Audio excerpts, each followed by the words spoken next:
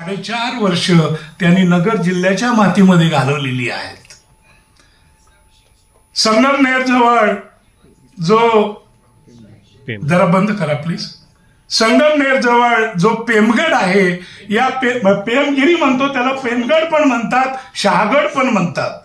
तर या पेमगिरीवर छत्रपती शिवाजी महाराजांचं 3.5 ते 4 वर्षाचं बालपण गेलेलं आहे. आज राजगड आणि रायगड ही मराठ्यांची राजधानी मानतात, पण मी तुम्हाला असे गाडीवर पुरावे देतो की मराठ्यांची पहिली राजधानी होती ती पेमगड. 1632 ते 1635 शहाजी महाराजांनी ही पेमगडला पहिली राजधानी स्थापन केली.